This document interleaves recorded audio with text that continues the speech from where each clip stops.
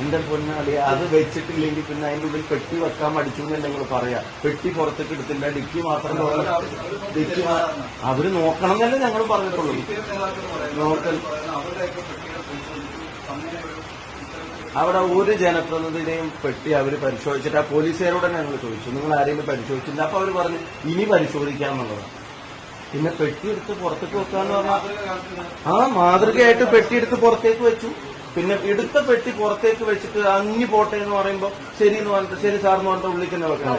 അത് കയർക്കുന്നത് ഇതുകൊണ്ടാണ്. നിങ്ങള് ഈ പരിശോധനയോട് പൂർണ്ണമായിട്ട് സഹകരിച്ച് വണ്ടി അവിടെ നിർത്തി ഇതെടുത്ത് പുറത്തേക്ക് വെച്ചിട്ട് ആ പെട്ടി പുറത്തുനിന്ന് കണ്ടിട്ട് ഇനി പൊക്കോട്ടെ എന്ന് പറയുമ്പോ അതിന്റെ ഇന്റൻഷൻ എന്താ? നിങ്ങൾ അല്ല ഞാൻ ചോദിച്ചോട്ടെ,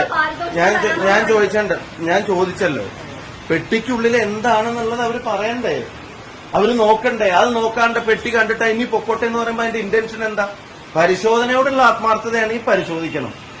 ഇനി അത്ര പിന്നെ ഡ്യൂട്ടി ബൗണ്ട് ആയിട്ടുള്ളതാണെങ്കിൽ രാത്രിയോ ഒന്നും നോക്കാതെ മറ്റെല്ലാവരുടെയും പരിശോധിക്കണമായിരുന്നു. അതിന് അവർക്ക് തന്നെ ഒരു എക്സാമ്പിളും കോട്ട് ചെയ്യാനില്ല.